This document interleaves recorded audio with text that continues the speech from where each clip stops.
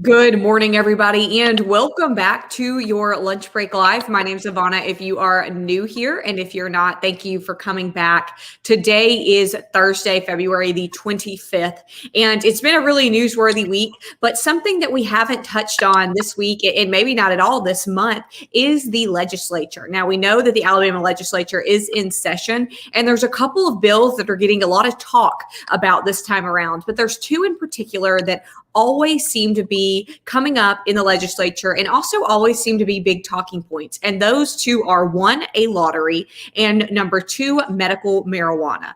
Now, both of these are hot topics. I've got our own Mike Cason here, who has covered the legislature for quite a while, and he is very knowledgeable on these two bills and also what has happened in the past when they have been brought before the House and the Senate. So, Mike, thanks for coming on, giving us a little bit of an explanation about these two bills and how they could be different this year. Oh, thank you for having me. I have now I've got a couple of things that I've written down here from your story yesterday about the medical marijuana, which we're going to link here in our comment thread. But I think that the biggest thing to note is the medical marijuana bill passed in the Alabama Senate. Now it goes on to the Alabama House of Representatives. And that is where its fate is unclear, Mike. So can you walk us through, number one, what this bill says, and number two, if it's passed the Senate, what is likely to happen to it when it gets to the House? Okay, would create a big program. It would be, they call it a seed to sale medical cannabis program, which means it would regulate the cultivation, the production, the transportation, the testing, and the use of medical marijuana products, which would have to be made in Alabama, grown and made in Alabama. It would not allow any smokable materials or raw plant materials. They would have to be like tablets or capsules and that sort of thing. And it would create a medical cannabis commission that would oversee all this. The doctors would have to take a little training. It's like a 4-hour course and pass the test to be able to recommend medical marijuana. And then there's a long list of conditions that they could recommend it for. It's not considered a prescription, I guess, because it's not an FDA approved drug. So it would be a recommendation. And then the patient could go to one of the dispensaries. The legislation also creates dispensaries that will be licensed, and patients could go there and buy the medical marijuana products. And it would be taxed. I think it's a 9% sales tax to cover the cost of all the regulation. So it would be a massive program. And talking about this program, like you said, these would not be smokable materials. These would not be oils. These would be in forms of tablets, capsules, things of that nature. And I think when you said this will be a big program, we've got a lot of people that say, look, this could just be a really money-making type program. This could be something for big pharma, for pharmacies to get involved with. Now, I do believe that it had mentioned in your story about insurance and the fact that insurance would probably not cover this. But what is the money looking like on that side of this bill? The Medical Cannabis Commission would license all the companies that are involved in the various stages of production, transportation, sales. And so companies would compete for those licenses. So people would make money off of it. So, I guess it's just a matter of how well that's regulated, but it would be a for-profit industry with a lot of competition. Now, I know that the person who introduced this bill, he is in the state legislature, and he is the same man. He is a medical doctor and a medical researcher, and he is the same person who has introduced this bill before. So is this bill the exact same as it's been in years past, or is there anything different? It's essentially the same bill that passed the Senate last year. It's been tweaked just a little bit, I think. But when Senator Melson first introduced it 2 years ago, it passed the Senate. The House, instead of passing it, created a study commission. They worked for like a year. Senator Melson was on it, a number of doctors, lawyers, others. They came out with a report. I think that was in December 2019. And he used that report to sort of update his bill. And that's what he had last year. And it's essentially the same bill this year. What was the issue in the last 2 years when this bill got to the House? Why did it not pass the House? I don't know of any one specific issue. It's just there's just a lot of reluctance in the House, or has been. The House has just not been as accepting of it. I can't give any one specific reason. Maybe there's just a more conservative majority in the House, perhaps. But I know there's a number of former law enforcement people in the House.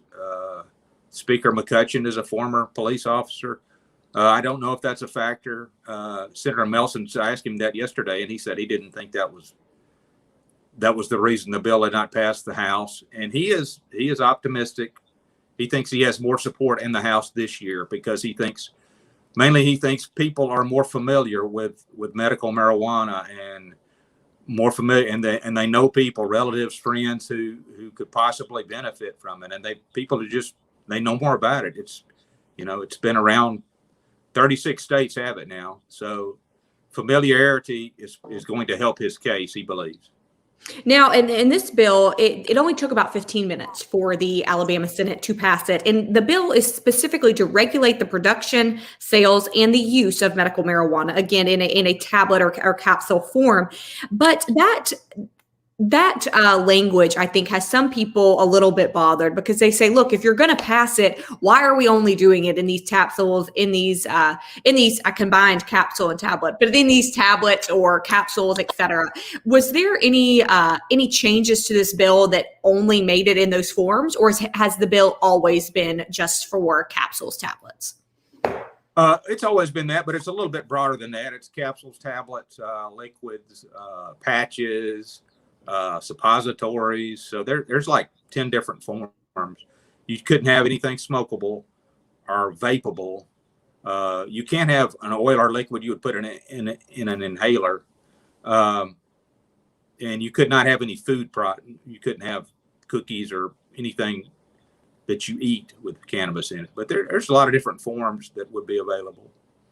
Now, we know that this bill would allow doctors to recommend the medical marijuana products for a range of conditions, some that you noted in your story were anxiety, nausea, chronic pain, and sleep disorders. It would also create a commission to regulate the sale of this and create, as you mentioned a minute ago, those dispensaries. And patients would get a card, essentially, a card that said that was their recommendation by their doctor. Do we know how that would work yet, or is it too early in this process to know exactly the nitty-gritty of that process? Well, I believe you just have to get authorization from your doctor to get a card, and the Cannabis Commission is going to set up a process to give out those cards, and then you would take your card to a dispensary and buy your products. You'd have to be at least 19 years old, or a caregiver. Or a caregiver, an adult could get access to the products for a minor, I believe. But that's, I guess there's additional details to be worked out on that. Do you have any idea when this is going to go before the House? No. It could be as early as next week, or it could be later in the session. But it will, it'll first have to go to a House committee. It's never even come out of a House committee before, so that'll be the first step to clear a House committee before it could get to the floor for a vote, which has never happened in the House. If this bill did go through the House, they did sign off on it, it would then go to the governor's desk, and we would await a signature or a veto from the governor, but it would not go to a vote. Is that correct? That's right. It wouldn't require a vote of the people like a lottery. It's not a constitutional amendment. Interesting fact to make there. I'm looking through some of these comments, and we'll link, like I said, Mike's story here so you can read all about it. But yes, the forms of these are tablets, capsules, other things like patches, oils, suppositories, those types of medication, but not in a smokable or vapable form. Not sure vapable is a word, but I guess it is now. I guess it is in this bill. Now let's pivot just a minute and talk about another controversial bill that is before the legislature again, and that is a lottery. Now, these two bills, I know I mentioned earlier, are always talked about, always controversial. But Mike, I think that some people do say, is this a turning of the tide? Do we see some of these very conservative lawmakers either changing their minds or kind of, as some people would say, getting with the program or getting with 2021 and allowing a little bit of these more or less conservative ideas, we can say, come through? Yes, I think that could be happening to some extent. It's a long way to the finish line for the lottery and casino bill, which is, the legislature's not even been able to pass a lottery bill in over 20 years. So a bill with lottery and casinos is a heavy lift. But Senator Marsh is just confident he's got the votes to pass to get it through the Senate, and I've not heard anybody really say he's wrong about that. So he's trying to be he's being very careful about trying to get everybody's input. One of the comments he made was, I'm not asking anybody's permission, but I'm getting everybody's input. So he's really trying to get it in a form that it's going to pass, and then we'll go to the House and they'll want to change it. But yeah, to answer your question, I think people are more open to the idea of an expansion of gambling in Alabama. Well, obviously the governor is. She appointed that study commission. And the governor said during her State of the State, we can benefit from this if it's done the right way. That was a change for her. She's never been a proponent of gambling. She's not, cheerleading for it now, but she's acknowledging that we're not getting any benefit from the way things are now, and states around us are. I think all of us know somebody, maybe even we are that person that drives across state lines to buy those lottery tickets, to buy those scratch off tickets and things, or to gamble, to go to a casino. Now, tell us what this lottery bill exactly entails. What kind of gambling would be allowed? Well, the lottery would be a lottery like other states have. You'd have you could play the multi-state lottery games like the Powerball and Mega Millions, scratch off tickets. The lottery, the net revenue would go to college scholarships, primarily community college scholarships aimed at the jobs that are in high demand in industry, like the automotive industry in Alabama. There's not nearly enough people to fill those jobs now. And that's over the next 10 years or so, that's going to be a major task for the state to have a qualified workforce. It would also students who want to go to 4-year colleges and become math or science teachers could also get scholarships. Now, all this is subject to change, but that's the way the bill has it now. The money from the casinos would go to one of the first big recipients would be to expand broadband access across the state, which is going to be really expensive. And I think $1 billion funneled to that over time. And then the state general fund would receive a lot of that money, and rural health care, mental health care. There'd be some for cities and counties, and it's divvied up a lot of ways. But Senator Marsh has tried to be real specific about that. It's all spelled out in the bill, but as I said, it's subject to change. But all those specifics are in there.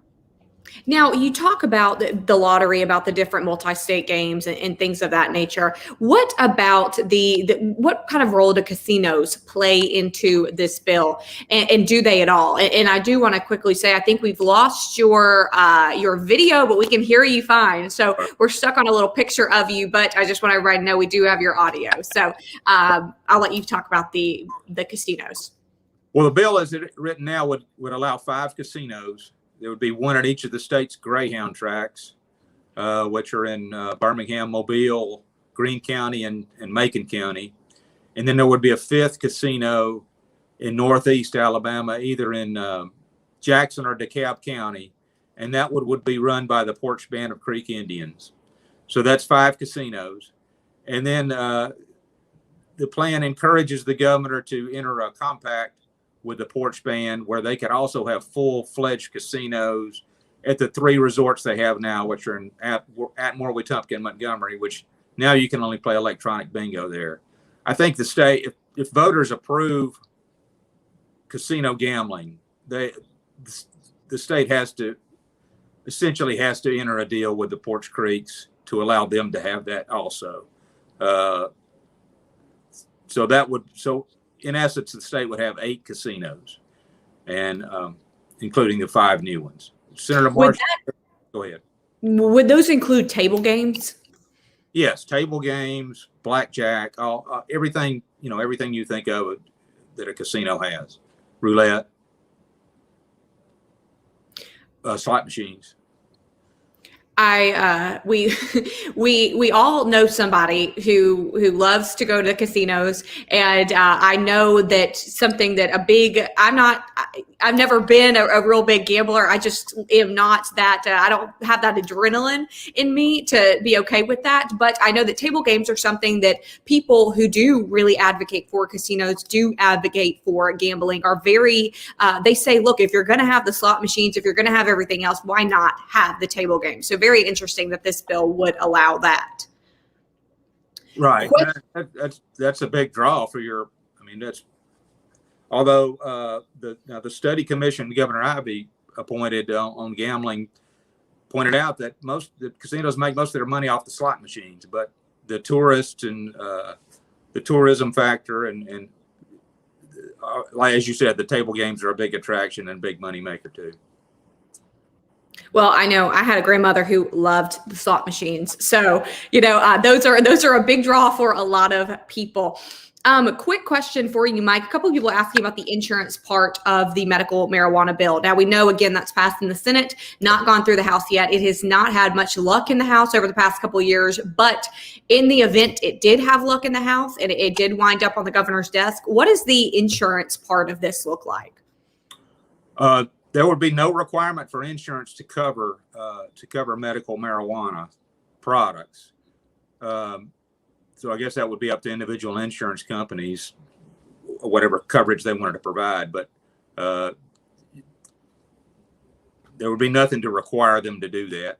And there's a lot of protections built in for businesses, such as an employer could refuse to hire somebody because they're a medical marijuana user. Or an employer would not, or employer would say, if you're going to use medical marijuana, you can't work for me. It's, as I said, that's the sponsor of the bill described that as protections for businesses. That, in other words, no business would be in a position where they have to allow an employee to use medical marijuana or hire an employee that uses medical marijuana.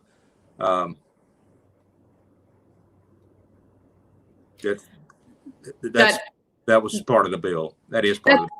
That's an interesting part of that we'll have to dig a little bit more in maybe later on. But I do have one more question for you. This is about talking about tourists and coming to Alabama for casinos and saying, well, if it's in one area, why would I come? So I want to give you a chance to repeat those locations you named a minute ago that were named in that lottery bill, that if this lottery bill passed, if these casinos were built, where they would be.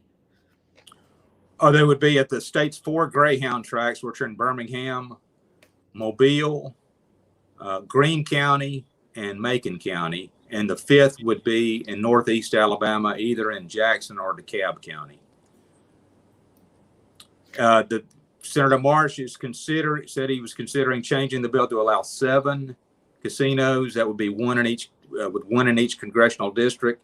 So that would open up the possibility of one in Southeast Alabama and another one in North Alabama.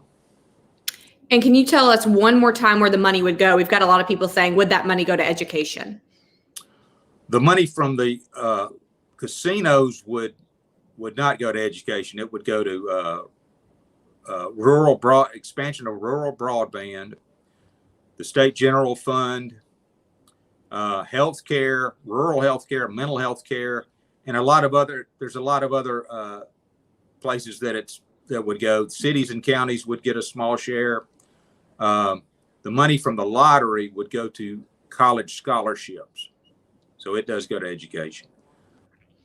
Good points to make there. Again, we're going to leave Mike's coverage on both the medical marijuana bill and on the lottery bill here in the comment thread. I do have to say, I had somebody asking about your internet, saying you needed better internet, but let me tell you, Mike is actually at the state capitol. So, we're gonna put the internet on them here. I'm not gonna put it on Mike. So, Mike, thank you so much for all of your information here. We're going to be keeping up with it. I know you said that there's not a specific day that medical marijuana that we know of is going to hit the House. Do we know anything about the lottery bill, the timeline for that? It's expected to come back up in about 2 weeks in the Senate.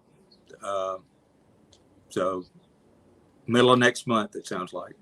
So maybe in March, we will have an update for everybody on these bills, hopefully, and if not, here in just a couple of weeks. So, Mike, thank you so much again for all of your expertise here. We really appreciate it.